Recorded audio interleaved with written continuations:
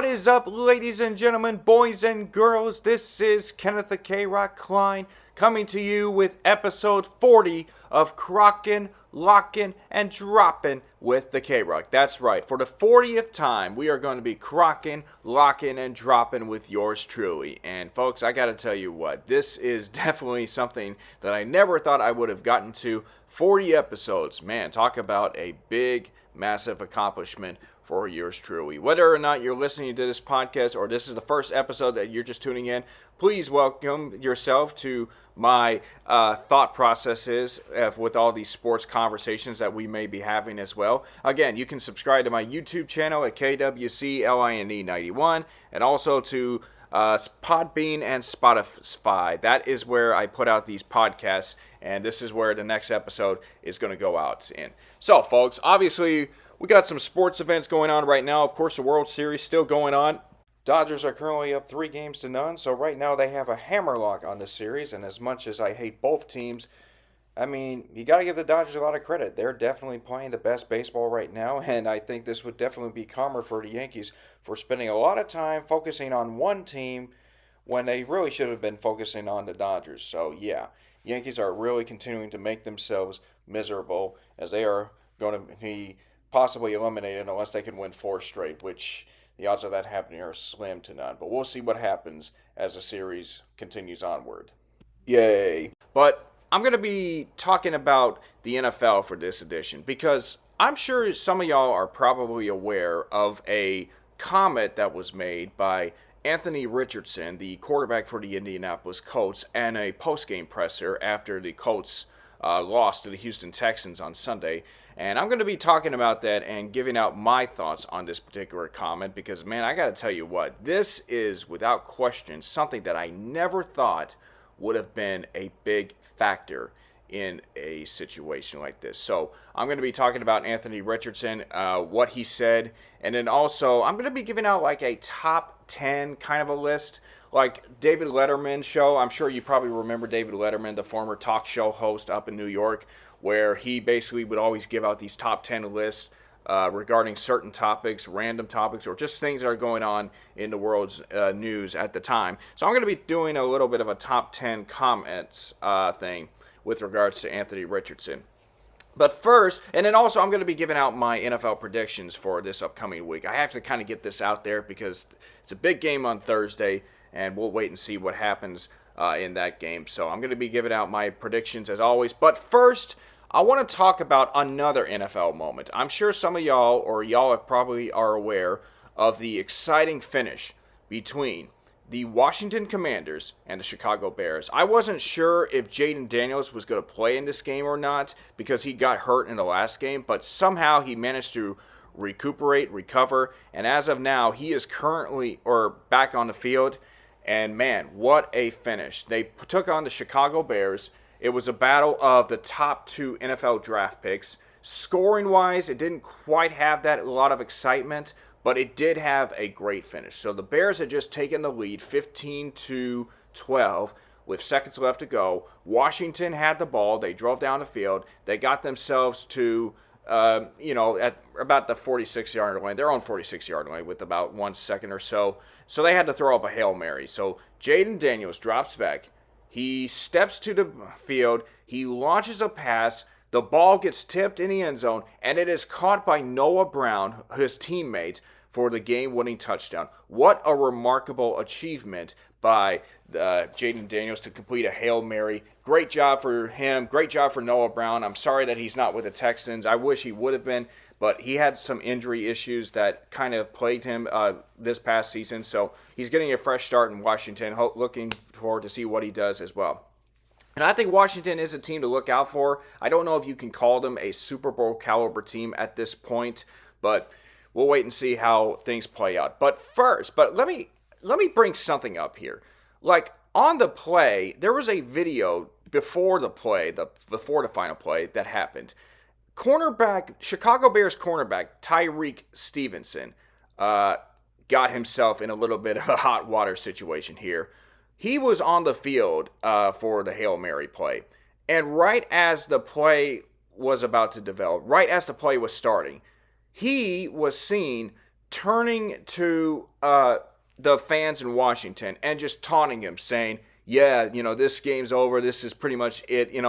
Like this is, you're gonna lose. We won this game. There's no way he's gonna throw this Hail Mary. It's over. Like you're done. He's taunting the fans. He's caught on camera taunting the fans. And this is all right as the ball was snapped and right as the play developed. Like, when he is still talking to them, the ball is snapped, and then he turns around, and then he's like, oh, okay, what am I supposed to do now? Somehow, on the play, his man, tight end Zach Ertz, a guy that, if you're familiar with him and Julie Ertz, who was a former U.S. women's soccer player, great love story between the two, but Zach Ertz was the one that tipped the ball, and it somehow landed in Noah Brown's hands, which led to the touchdown. And that was supposed to be his man. Tyreek Stevenson was supposed to cover Zach Ertz on the play, and because he was so busy taunting, it didn't work out as planned. And yeah, he was late getting there, trying to stop Zach Ertz, but yeah, it was really bad. And I hate to say this, but man, Tyreek Stevenson, he has had his NFL moment. Like, what is the one moment that you remember for? Well, I'm Tyreek Stevenson, and I played cornerback for the Chicago Bears. Oh, yeah, didn't you taunt some Washington fans thinking the game was over, and then you failed to get the guy that tipped the ball to Noah Brown?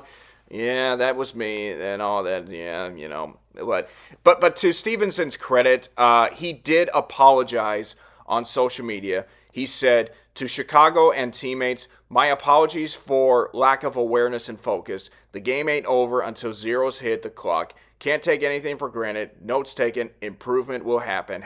# bear down. So, you let your respect. You respect him for apologizing as well, but I also think he needs to apologize to those Washington fans. Like, yeah, it's one thing to taunt them and everything and all that, but, dude, you really set yourself up for trouble if you decided to go down that route. So, ultimately, that's what happened because Tyreek Stevenson made a stupid mistake.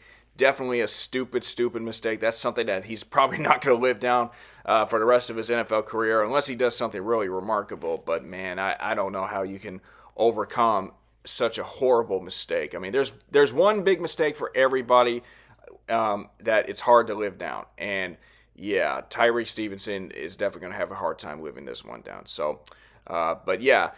Kudos to him. Kudos to Jaden Daniels for making a Hail Mary throw. Great young quarterback. Speaking of young quarterbacks, we're going to step aside real fast. When we come back, we're going to be talking about Anthony Richardson. Stay tuned, folks. We'll be right back.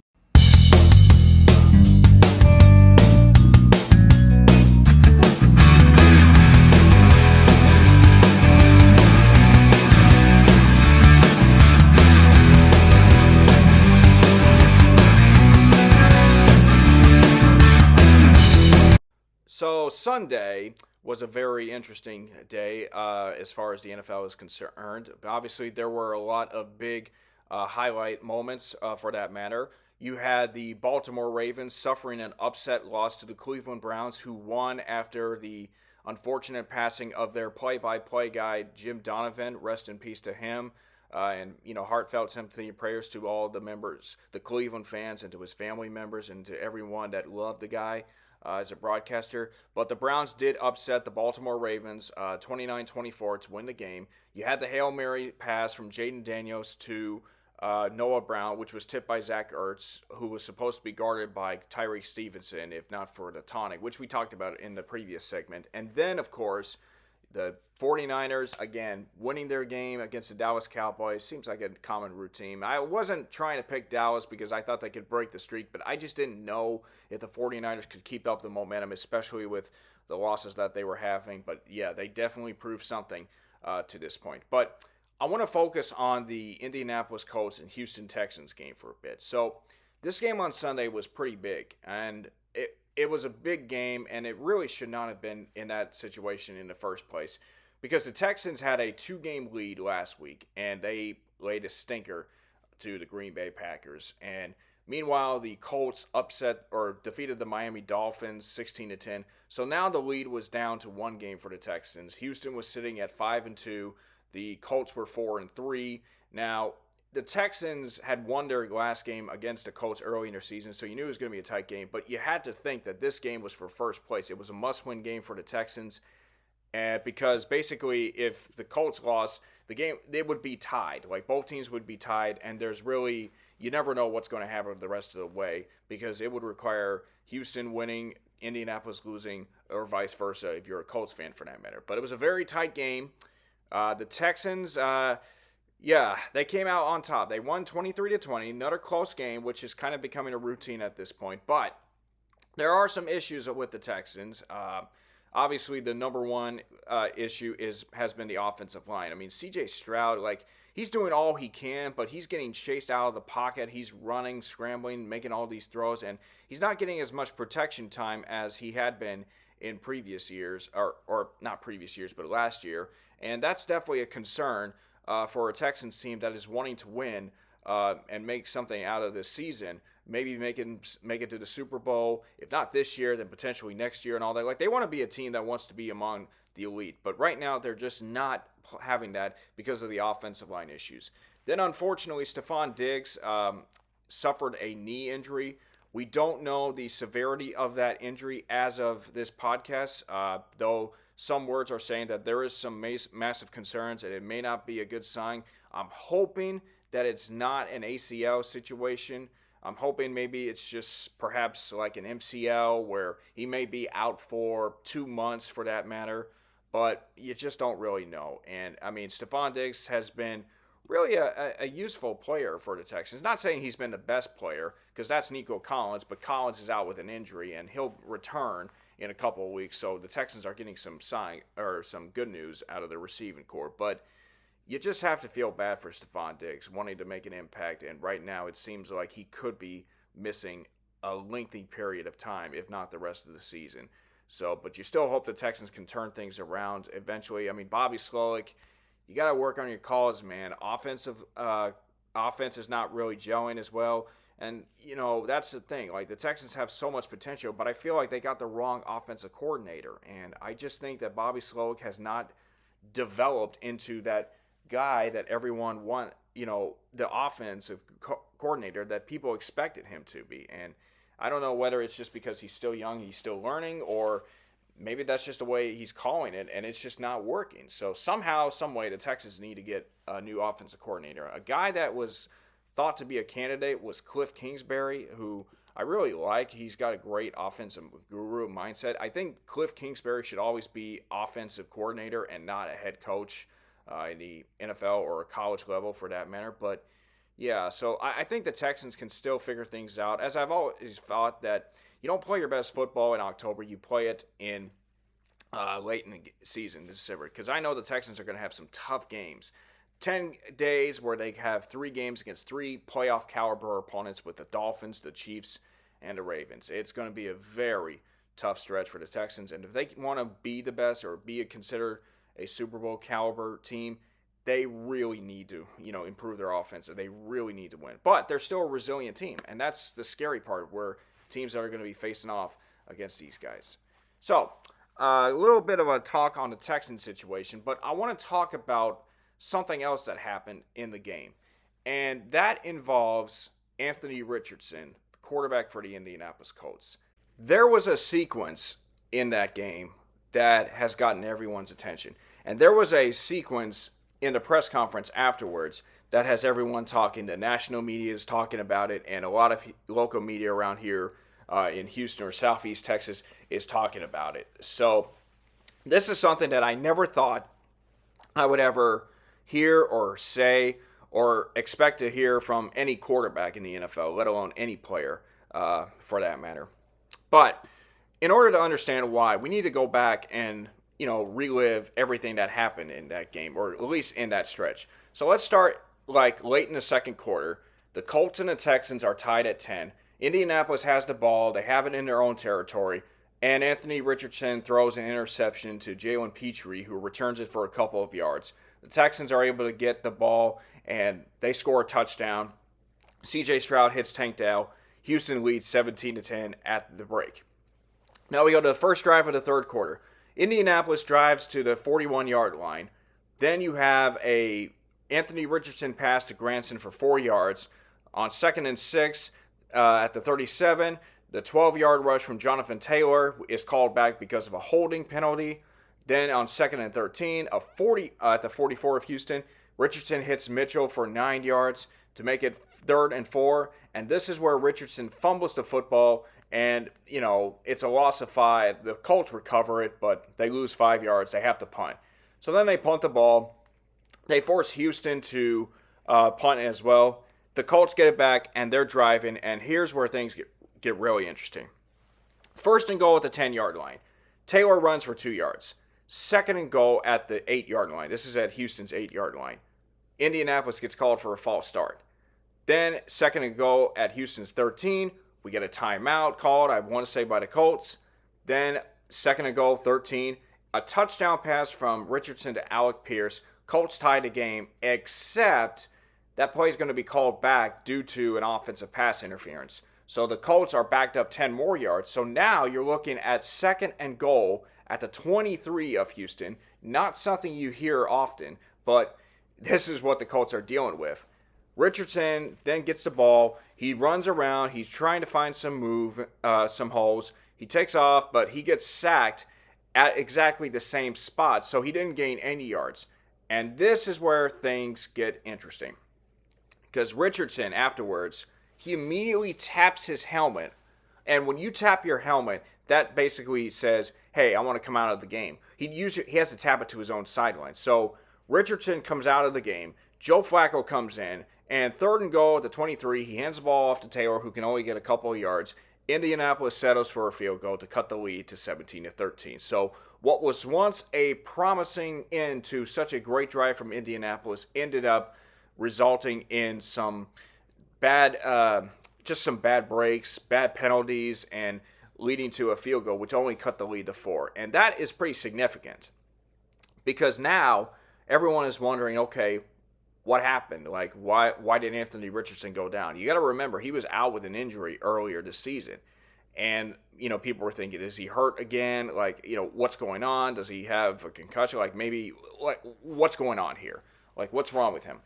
Richardson does finish the game, and, the Colts end up losing by 3. But afterwards, people are starting to wonder, what happened? Like, are you okay? Did you injure yourself? Did you have like some kind of concussion, or were you placed in a protocol, or maybe what exactly happened to you and all? And I gotta tell you what I heard from Anthony Richardson is quite interesting because I never would have imagined Anthony Richardson saying what he said right there. And they asked him a question, what happened to you there?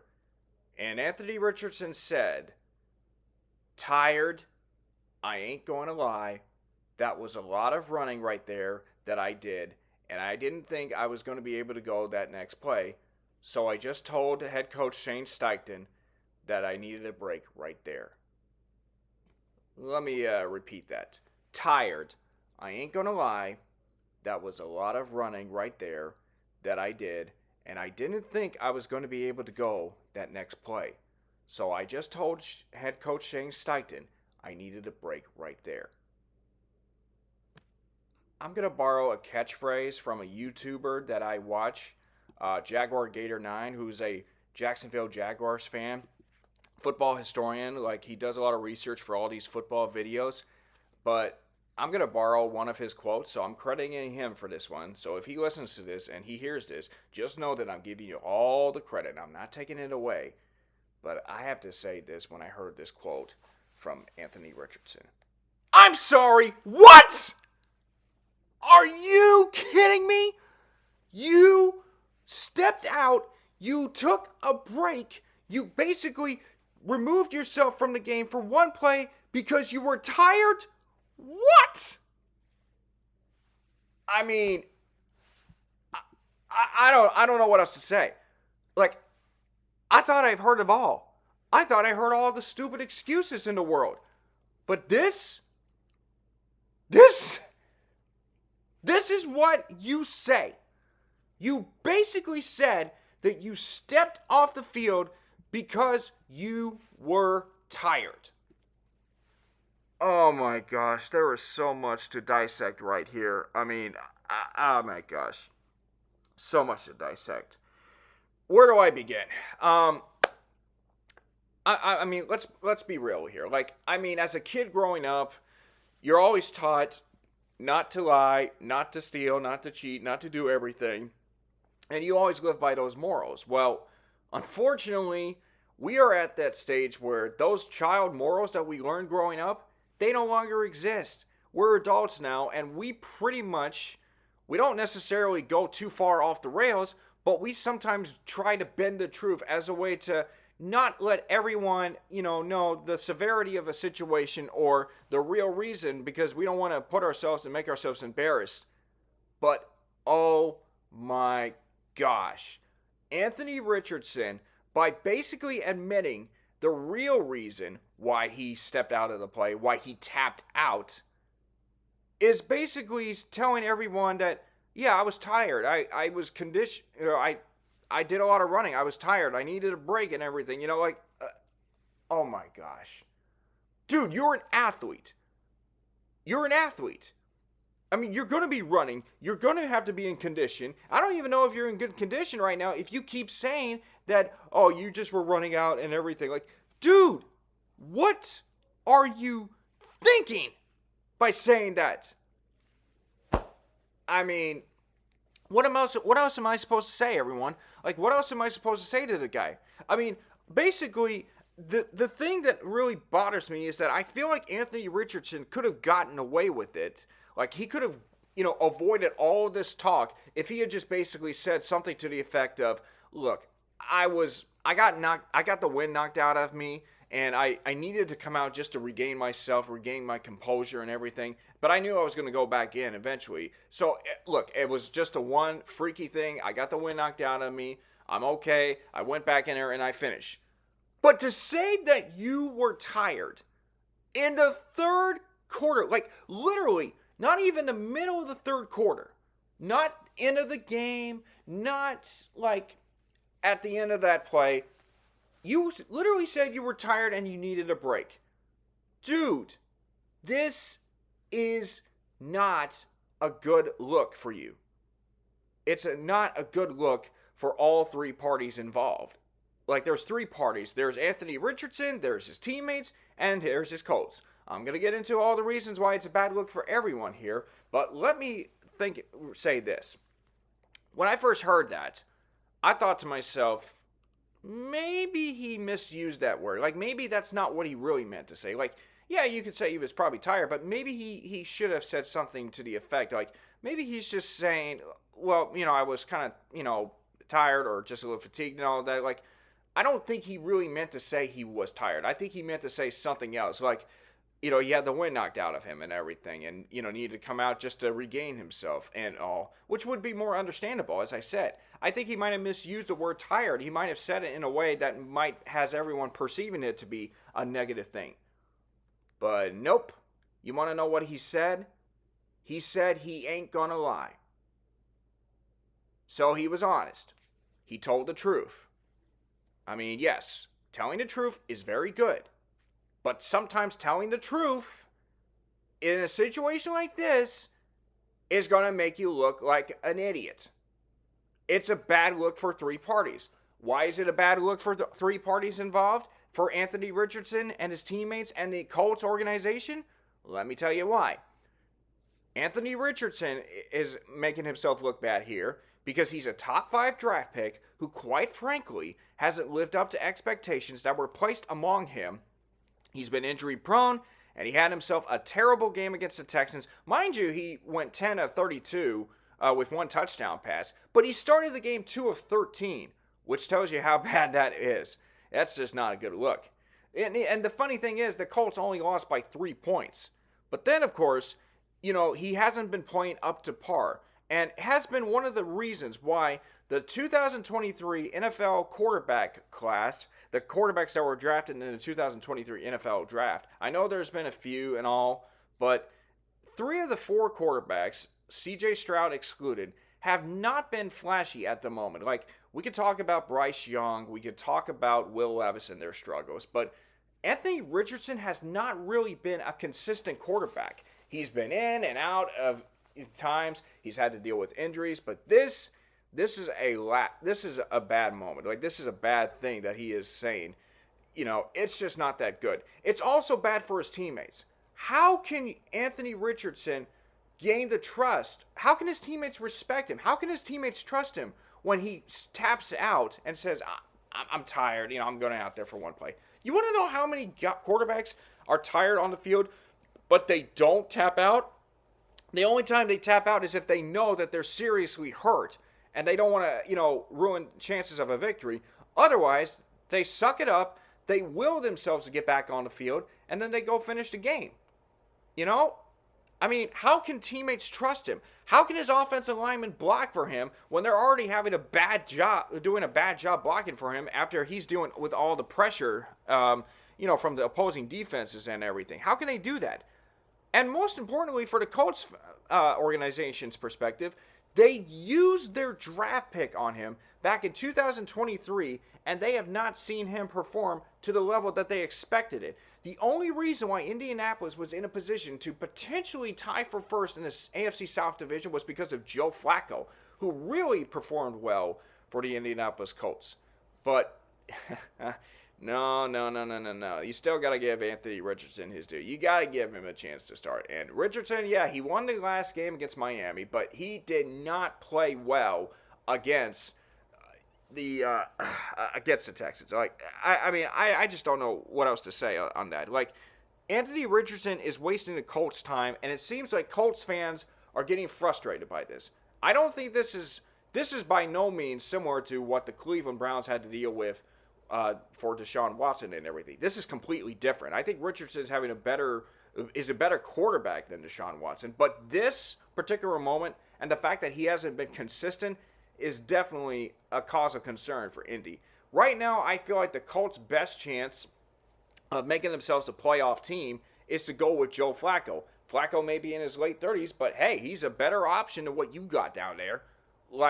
The Indianapolis Colts have just never had a great quarterback since Andrew Luck. Once Andrew Luck retired, it just seems like the Colts quarterback play has just been up and down, like a roller coaster. And right now, they're on a bit of a slide because of Anthony Richardson. And it's up to Joe Flacco to get themselves back to the top to climb and everything. So, yeah, the Indianapolis Colts, this is crazy. But the thing that also is concerning to me is that I think Anthony Richardson has overvalued his stock. He overvalued his draft status. I didn't look at him as a top-tier quarterback coming out of college at the University of Florida. And the only reason why he was, put himself in a top 5 category as far as top 5 draft picks for that year was because of his outstanding performance at the NFL Draft Combine. And, that happens sometimes. You're going to have players that maybe don't perform up to that are not first round players that get drafted in the first round, but they don't play like first round players and all that. Or you're going to have, guys that maybe didn't step up in college, don't have the stats, but they do so well in the draft combine, they make an impression on the teams that those teams take a chance on them, and it backfires on them, or it's a successful one. And right now, it just seems like the Colts are dealing with some ramifications with having to choose Anthony Richardson. But it wasn't like the Colts had any other choice, because obviously we know the Carolina Panthers drafted Bryce Young, and then the Texans drafted C.J. Stroud. But man, you're talking about drafting a quarterback that maybe should not have been picked by your franchise, or maybe isn't a first round pick or a first round player, even though he was drafted in the first round. Indianapolis, they're still a team that is really good, when they are on fire, and they almost defeated the Texans. But yeah, this is definitely going to lose a lot of trust from Colts fans and also from his teammates as well. And I think if I were Anthony Richardson, I would just say, I apologize to my teammates for skipping out on a play because of fatigue, and this is not the standard that you're held up to. And obviously, I will take ownership, and I will learn from this mistake to get better and everything. And I think that's what he's expected to do. So I think Anthony Richardson, in a moment of vulnerability or in a crucial moment, made a decision that he thought was best, for him to help recuperate. But the way it happened, the bad look for what he said in the press conference, it's definitely gotten some fans to turn on him. Well, not turn on him entirely, but lose a little bit of trust. I mean, Richardson is not really helping matters with his play as of lately, but I think he's definitely a better quarterback than Deshaun Watson and Bryce Young. But at this moment, this is not a good look. This is definitely a stupid moment for him. And the only way he's going to really earn back the trust of the Colts is if he plays well. But right now, what would I do in this situation? Well, if I were the Indianapolis Colts, I would say, for one, I'm going to bench you for one game because of that comment, because that definitely showed a lack of trust and a lack of, commitment to the franchise, because you thought about yourself and not about the team in that particular moment. I would just bench him for at least one game or maybe a half. Like, I'd start Joe Flacco, and if Flacco struggles, I'll put Richardson back in as long as he learns his lesson. But more importantly, I feel like Anthony Richardson needs to be in better condition, because what he said tells me that, yeah, he's an athlete, but to say that he was tired because of all the running and everything, dude, you're a running quarterback. You're supposed to be that way. You're not Lamar Jackson, but man, I don't know what else to say about this. This is definitely a shocker for me. Anthony Richardson completely making a bonehead mistake there. And look, it was the third quarter. There was still time left for the Colts to rally back, but can you imagine if that had happened in the fourth quarter? Richardson is leading his team down the field on a drive, and then he is so fatigued and tired. He comes out for one play just to get his breath back, and they lose the game because he stepped out for one play. I mean, I don't know what else to say in regards to that. I mean, I know I've said that a bunch of times, but man, that is not a good look for you, Anthony Richardson. So hopefully you learn from this as well. But there's definitely been a lot of jokes going on, and I got to tell you what, folks, I was doing some thinking. Anthony Richardson gave an honest opinion, but what were some other reasons why he decided to tap out in that particular moment? And I thought, hey, I got an idea. Why don't we make a top 10 list? Why don't we do it David Letterman style? So with that being said, ladies and gentlemen, I have here a top 10 list of reasons why Anthony Richardson really tapped out in that moment of the game. So here we go. Number 10. He thought the sport was hockey, where you make consistent substitutions while the game is going on in motion. Yeah, I think that's definitely a good reason. He thought the sport was hockey, where you make consistent substitutions while the game is going on. Because you see hockey players coming in and off the bench as the game's going on. There's no time for them to stop the clock and make a substitution like you do with other sports. So, yeah, that's what I think he thought. It was a hockey situation. Number 9, he needed to remind everyone in the state of Texas that Colin Allred will make a better state senator than Ted Cruz. You know how many times I watch YouTube videos and I see all these advertisements, particularly in Texas, where, hey, you should vote Colin Allred over Ted Cruz. And listen, I'm not a huge fan of either. I don't particularly, give much about Colin Allred, even though he's a Baylor guy and I like that. But Ted Cruz, yeah, I hate Ted Cruz, okay? Because I think he's a piss-poor representation of the city of Houston.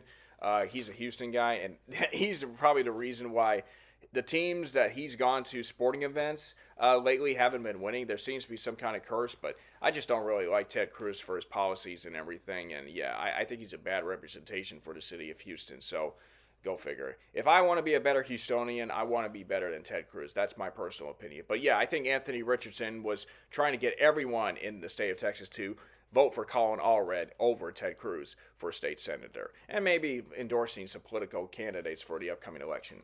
Number 8, trying to mock Florida State for being 1-7 because, hey, it's fun and he's a Gator. Yep, Florida Gators definitely 4-3, but Florida State, man, they're not having a good start. 12-0, and instead they're 1-7 as of this moment. But yeah, it's not that good. Number 7, calling Aaron Boone. Do you need someone to pinch hit for Aaron Judge in the World Series? I definitely think the Yankees do need some pinch hitters here, especially for Aaron Judge, because, man, Aaron Judge has not gotten off to a great start in the World Series. 1 for 9, 6 strikeouts. Yeah, he's not proven to be a clutch hitter to this point. Number 6, He wanted to watch Jaden Daniels' Hail Mary play. That kid is awesome, he says. Yeah, I definitely would have wanted to watch that replay of the game. If I heard it in the moment, I would have wanted to step out and watch the replay if the timing had been right for that matter. So, yeah, that's another good reason. Number 5, he really needed to pee, but the only thing they had were styrofoam cups. So I guess he probably figured, hey, I need to use the restroom and all of that, and he couldn't find anything to go in, so he just was like, screw it, I'll just come back out here because of styrofoam cups and all that. But he wasted all that time on one play because he had to go to the bathroom. Well, when you gotta go. Number 4, he thought he was a colt, but he then realized he didn't have the endurance of a horse. Yeah, the colts obviously are kind of horse and everything, a male horse. But he suddenly realized that he didn't have the endurance to be a horse in that sense. So, number 3, he was getting paid by his new sponsor, Tap Out. Yep, there's a sponsor, there's a brand called Tap Out, and he signed on to get paid by them to do commercials for them. I don't know, maybe he'll do one in the future, but maybe as a joke in a funny way. So we'll have to wait and see on that. Number 2, he wanted to have a Willis Reed moment where he was injured and then came back to finish and help lead his team to win. That's probably the closest reason I could think of. Maybe he thought, hey, if I play Willis Reed, it would be a big inspirational story and I can help lead my team to victory. Well, he didn't really do a good job of that by saying that, or with stepping out, even though it wasn't a severe injury kind of thing and all that. So, yeah, I definitely would say that would be number 2. But the number 1 reason why Anthony Richardson really tapped out in that moment, it was his turn to make a move in chess. Yep, that's all I got for that list. So, interesting top 10 list. Let me know what y'all think about it as well. And, folks, we're going to step aside, but when we come back, I'm going to be making my predictions for Week 9 of the NFL season. Stay tuned, folks. We'll be right back.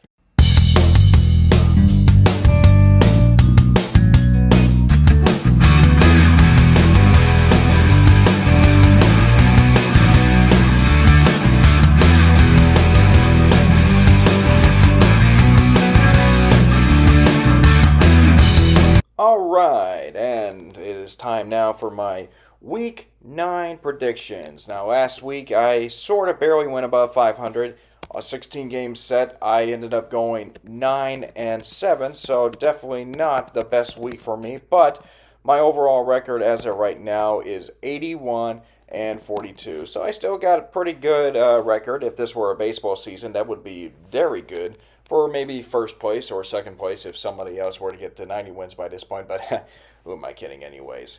Anyways, it's time now for our Week 9 predictions. And we got 2 teams that are not playing this week. It will be the 49ers and the Steelers. They are both on bye weeks. So as of right now, we are looking at 15 games. Yep, 15 games for Week 9. We start off on Thursday night between the New York Jets and the Houston Texans. Now, things in New York are getting dimmer and dimmer. The Jets are now sitting at 2-6. A lot of distrust towards Aaron Rodgers. It seems like he's trying to run the show down over there, but things have not been working. He's fired the head coach. He's traded for Devontae Adams, but the Jets are still at the lowest of lows. And right now they are hosting the Houston Texans, who are coming off a win over the Indianapolis Colts. But you got to remember, last year the Texans went up to New York, and that was the game C.J. Stroud actually got knocked out of the game with a concussion, and the Texans ended up losing 34-0. So that game's kind of giving me a little bit of nightmares thinking about it now. I mean, it's easy for me to say this should be a win for the Texans, but this I feel like is a trap game in my personal opinion. I really do, and I know that last week I said that I was going to pick the Texans every game from here on out unless they lose, but I don't know. I just got this really bad vibe about this game, and I'm hoping again that I'm wrong. So maybe the third time's a charm. The last time I picked against the Texans, it didn't quite go so well for me, as the teams that I picked to beat the Texans ended up winning those games. I'm still a Texans fan at heart, but you got to take the business side of things. So This is a game that I'm going to pick the Jets to win just because I feel like the Jets are due for a breakout game, and this might be an early opportunity. Plus, the Texans have a lot of issues to figure out for this game. And it's also Thursday night. It's also Halloween night, so hopefully the Texans can survive the Halloween jitters, but I just think right now I have to give the edge to the Jets on this one. Carolina against New Orleans, and this is a situation where I feel like New Orleans is just not having their way to this point, and I think the Carolina Panthers are going to continue. Well, Carolina didn't really play well against Denver. They got shellacked badly, but I just got a funny feeling that they're just going to find a way to knock off New Orleans, so I'm picking Carolina to win. Washington against the New York Giants. I mean, Jaden Daniels is probably playing the best quarterback play as of right now, unless you want to throw in guys like Josh Allen or Lamar Jackson. But I think Jaden Daniels is proving to be the Rookie of the Year favorite, so I think he'll have an opportunity to, get this one. I think Washington wins, and we might be seeing Jaden Daniels in maybe the MVP conversation. I really, don't know, but we'll have to wait and see. But I pick Washington to win. Buffalo and Miami. I mean, this is a very tight game always between the two teams, but I think Buffalo is playing tremendously well. I think they're going to get this one, so I think they'll beat Miami. We got the Chargers at the Cleveland Browns, and I know Cleveland's coming off a big victory over the Ravens, but Jameis Winston is going to have to be on his A game if he wants to turn the Browns season around, while the Chargers are trying to get themselves, another big win after barely escaping by New Orleans in the last game. So I'm picking the Chargers to win this one. You got New England and Tennessee, two teams that are still struggling to find a bit of rhythm here. Titans are obviously in a fire sale mode, and I think that's going to, hurt them at this point. Depending on how Drake May is for the Patriots, it's going to be a very toss-up of a game, but I think the Patriots will get this one. You got Atlanta and you got Dallas. I don't know, can you really trust Dallas these days? I mean, seriously, it's just really hard because I picked them to beat the 49ers, not because I wanted them to, but because I just felt like they were due for a win at some point this season. And needless to say, they continue to lose to the 49ers, who have owned this rivalry. So I'm sorry, but if you can't perform for me when I pick you to win, I don't expect you to perform for me when I pick you to lose, and that's what's going to happen. So Atlanta's going to beat Dallas, in my personal opinion. Cincinnati and the Raiders. Oof, another tight game. Bengals got shellacked by the Philadelphia Eagles, and they're taking on a Raiders team that really kind of pushed the Chiefs for most of the game the last time, but ultimately Kansas City pulled away. But in this game, I just think Cincinnati will have just enough to get themselves the dub. So Cincinnati, in my mind, defeats the Raiders. We got Baltimore and Denver. The Ravens looking to bounce back after the tough loss to Cleveland. Denver looking to improve after the win over the New Orleans. Or actually not New Orleans, but Carolina, though Denver did beat New Orleans the previous week. I just think with this game, it's probably going to be Baltimore taking this one. So I'm going to pick Baltimore with Lamar Jackson having a strong game to win.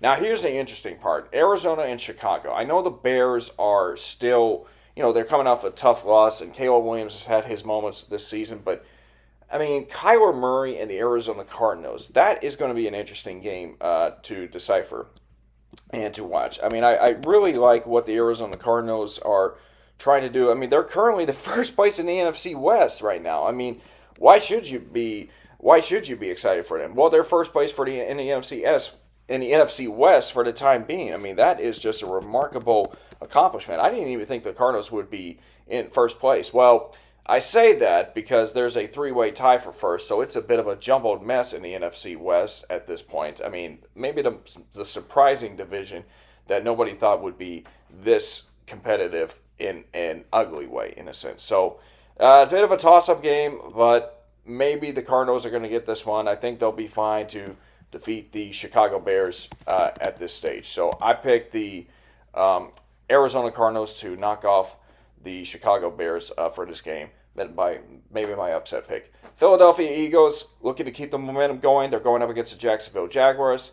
I feel bad for Jacksonville in a sense because they were supposed to be a real competitive team, but as of this moment, they're 2-6, definitely near the bottom of the AFC South Division. Only the Titans are worse, and I just have a hard time seeing Jacksonville bouncing back to get a win. I think Philadelphia gets this one in tremendous fashion. Then we got Seattle and we got the Rams. And again, three-way tie for the top. The Rams are very tight. Seattle, obviously, it's going to be another tight game.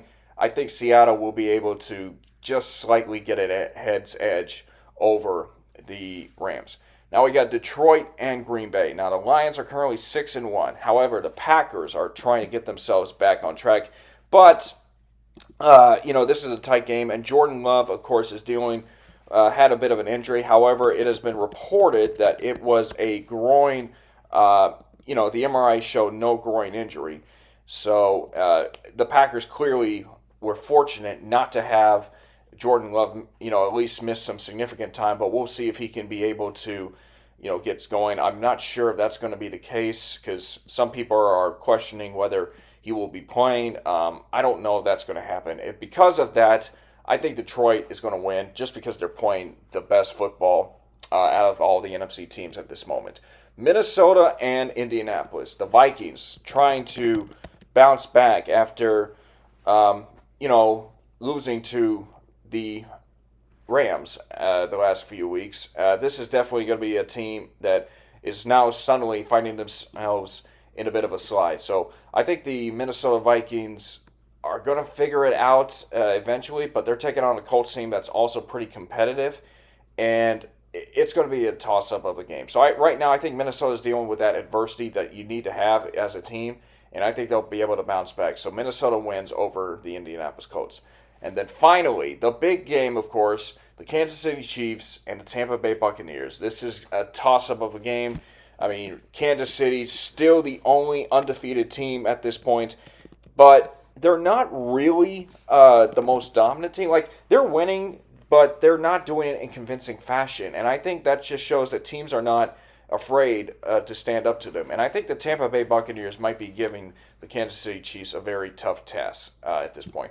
Buccaneers are currently 4-4. However, they have to go to Arrowhead for a Monday Night Football showdown. We'll see if Baker Mayfield has what it takes to knock off Patrick Mahomes. But for this occasion, though, I'm going to be picking the Kansas City Chiefs. So my winners predictions for Week 9: the Jets, the Panthers, the Commanders, the Bills, the Chargers, the Patriots, the Falcons, the Bengals, the Ravens, the Cardinals, the Eagles, the Seahawks, the Lions, the Vikings, and the Chiefs. So at the end of the day, that is who I expect to win. Remember, the 49ers and the Steelers not playing in Week 9. So we'll see what happens here. I may be right with most of them, but I'm hoping that I'm wrong with the Texans-Jets game Thursday night. Man, I mean, it's a short week. That's what I hate about the NFL schedule sometimes. You go from having to play one game on Sunday, and then you have to get ready for a Thursday game, especially if you have to travel on the road. So it'll be a tough game for the NFL's elite. So we'll see what happens here at this stage. Well, I say NFL's elite, but we're talking about the Texans, who are currently one of the top teams in the AFC. But we'll see if they can continue to elevate themselves as they take on a Jets team that is just trying to get themselves out of the rut that they're in.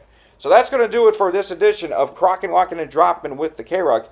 Folks, thank you very much for tuning in, and I hope you guys have yourselves a great Halloween, especially if you're going to go out trick-or-treating. Hey, what are you wearing? What's your costume going to be? What kind of candy, what kind of food are you giving out for that matter? I don't know if I'm going to be doing some trick-or-treating. Well, technically, I haven't done trick-or-treating in years because, number one, I don't have time to buy a costume, and I don't have time to buy candy, and number two, I'm still a bachelor. Well, not a bachelor in a way that you would think. But in the meantime, though, maybe I'll see if I can pick up on some kids, not in a very positive way. Like maybe see some kids trick-or-treating with their parents and everything just to see how things are done around here at this point. So before I go, folks, just want to give you a bit of a heads up. At this point, with my other job, we are currently in what is called a crossover season. Now, what does that mean? Well, a crossover season is basically when you're at the end of a fall season and then you're entering the winter season. So right now we're kind of nearing the ends of, track or cross country, soccer, we'll stop women's and men's golf for the fall and then pick back up in the spring. And then also, with football season, which we still have to do for another couple of weeks, and then volleyball as well. So we're going to be kind of nearing the end of the fall season, but we're starting up with basketball at this stage. So I'm definitely looking forward to seeing some great basketball here at Lamar University. So hopefully, but what I'm trying to say is it might be a little bit busy for me for the next couple of weeks, but I'm going to try to continue to get at least one podcast out per week. So I may be missing out on some big topics, but hopefully you guys, can pick up on that and let me know, or just pick me up some information. But in the meantime, though, I hope you guys have yourselves a great Halloween and a great week. Remember, you guys can subscribe to my YouTube channel, KWCLINE91, as well as my Podbean and Spotify. So that's where I put up my podcast. Until then, this is Kenneth the K-Rock Klein saying goodbye so long, and I will see you guys next time on Crocking, Locking, and Dropping with the K-Rock.